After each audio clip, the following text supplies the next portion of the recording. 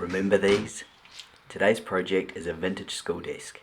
It's made of solid oak with cast iron legs and hinges, and I really want to bring it back to its former glory, keeping as much of its original character and charm as I can.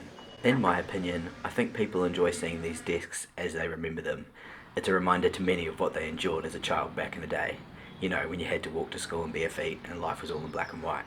Structurally, it is in good condition, but it has had a makeover of sorts at some stage. It was clearly made to be the most uncomfortable seat you were ever forced to sit in, and not intended to be moved around by kids in the classroom. This thing is built like a brick house. It is very heavy. Even I'm struggling to drag this desk around.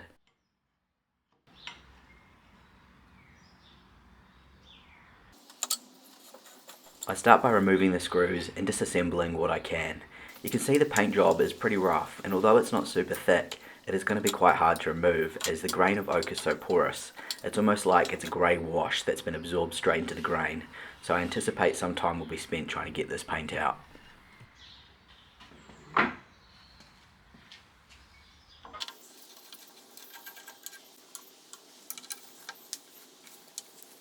Fortunately, all of the screws come out quite easily. Well, almost all of them.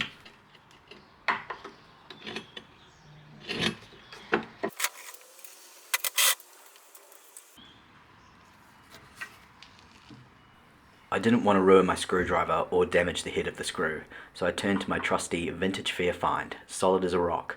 I'll show you a little more of our trip to the fair later in the video. Eventually it pulls through and I managed to remove the stubborn screws.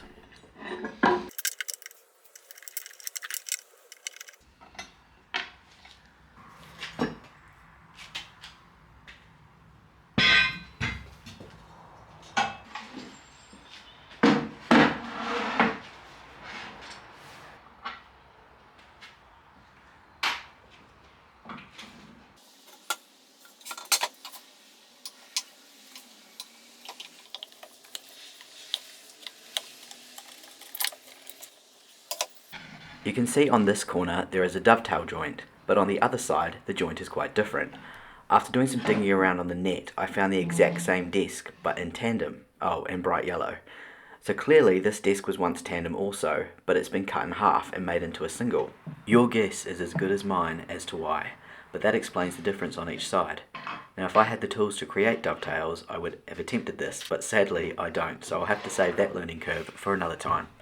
The desktop has a few small imperfections that I'll fill later, but for now I'm going to start with a 100 grit sand and see if I can shift some of this grey.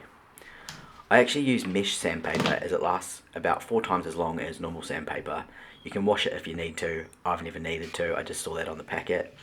And I find that it also reduces swirl marks that you can get with orbital sanders, which is very handy because they can be quite frustrating. While I sand, here are a few snippets from the vintage fair that we visited recently. It was a typical day in the UK, grey and cold, but I've learnt to get over that, otherwise we'll be indoors all winter and probably half of summer. There were heaps of stalls and some really unique pieces.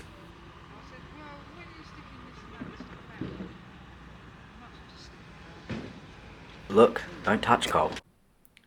After saying I now just brave the weather, I was pleased that 80% of the stalls were actually inside, so that was a nice surprise.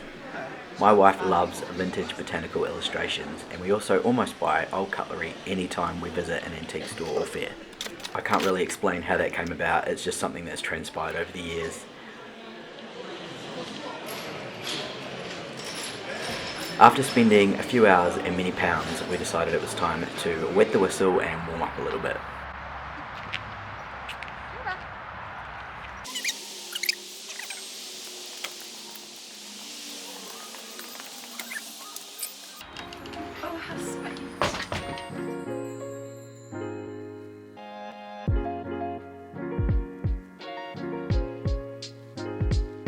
Cheers!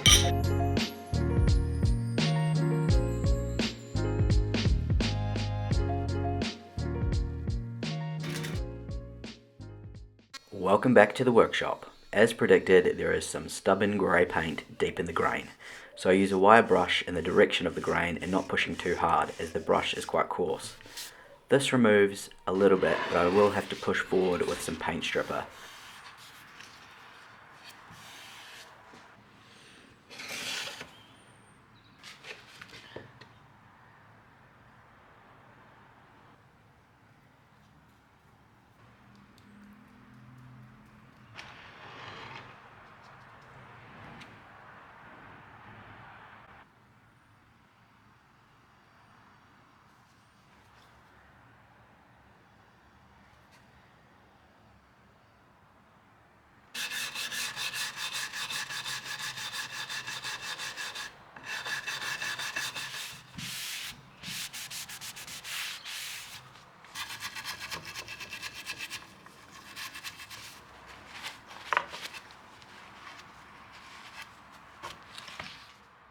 I then use mineral spirits to remove any paint stripper left, and I'll be using some oxalic acid once it's dry. But for now, I'm going to move on to the legs. With the same wire brush, I give the legs a good going over. This just removes any loose paint and other material. The paint that's on the legs makes them look like they are rusted, but they actually aren't. Because this desk was kept inside and not left out in the elements, rust isn't an issue for this one.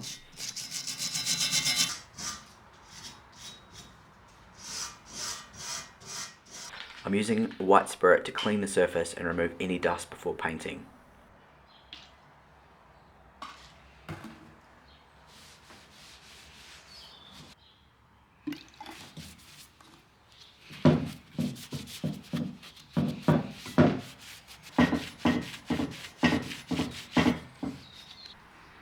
I use this Rust-Oleum paint and primer in one. It's very thick and tacky paint, perfect for cast iron. It also has a slight gloss look to it, which is exactly what I want.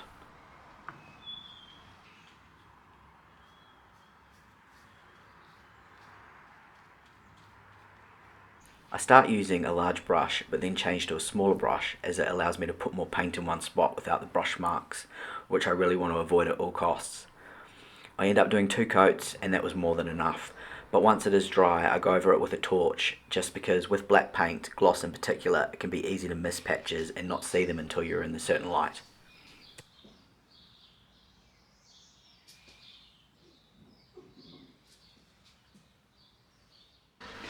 Oxalic acid time. I'm pretty sure I'm going to get some good results with this, as the marks aren't actually too bad.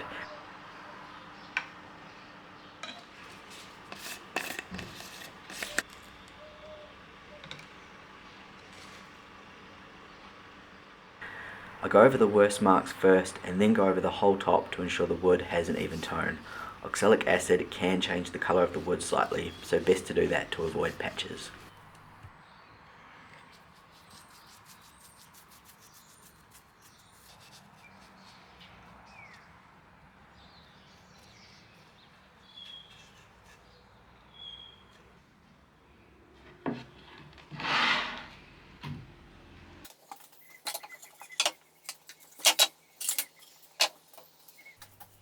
I have been procrastinating with this, but it is now time to repeat the process on the rest of the desk. Don't worry, I won't make you watch the sanding. Let's just skip to the part where I'm trying to remove this stubborn paint from deep in the grain. I recently watched a video from Coloured Caboose Creations, and she actually used acetone in a steel wool pad to remove a lot of the paint that was left in the grain, and it seemed to work really well. Unfortunately, I watched that after I did this desk, but I'm definitely going to try that next time.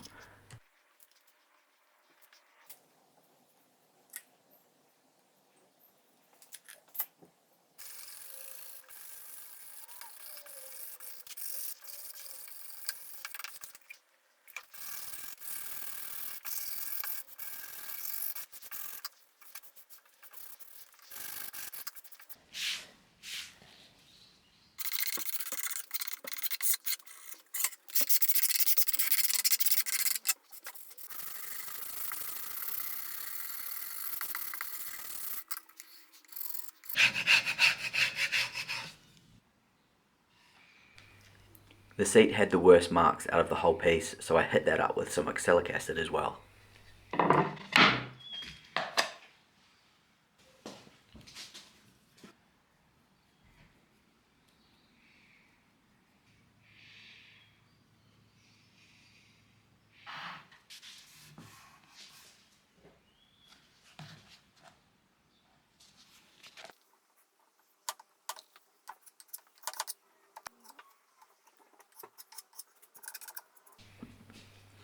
This joint wasn't actually too loose, but I thought best to fill the large gaps with wood glue rather than wood filler.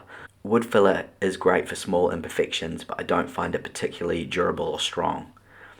These blunt end syringes from Amazon are great for applying wood glue into cracks if you don't have any, and they're pretty budget friendly.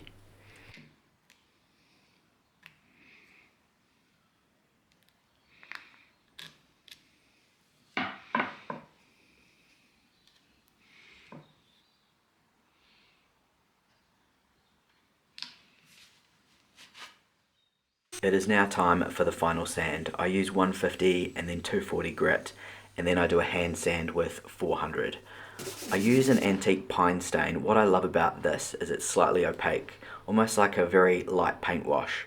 It stops the wood getting that kind of orange glow which can sometimes happen with lighter stains and wax.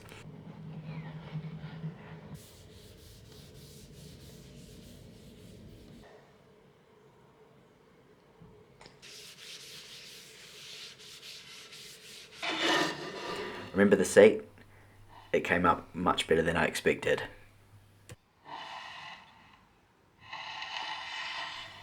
Before I do the final finish on the legs, I will assemble the top part of the desk and get some wax onto it.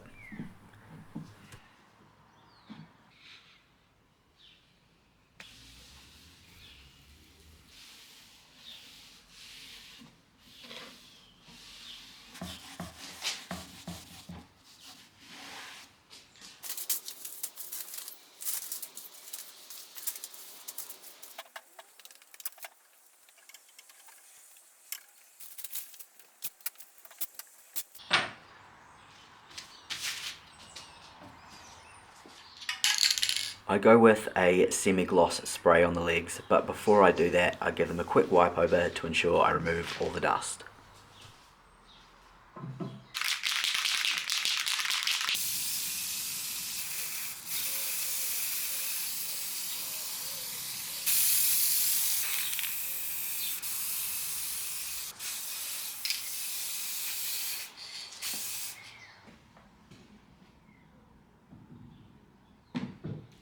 This vintage desk was actually quite relaxing and satisfying to work on. Probably just what I needed after my last video. Be sure to check that out if you haven't seen it. It was quite challenging. Anyhow, as always, I really appreciate you tuning in. If you like the style of my videos, feel free to hit subscribe. Oh, and be sure to let me know in the comments if you had the pleasure of sitting in a desk like this one. Until next time, take it easy.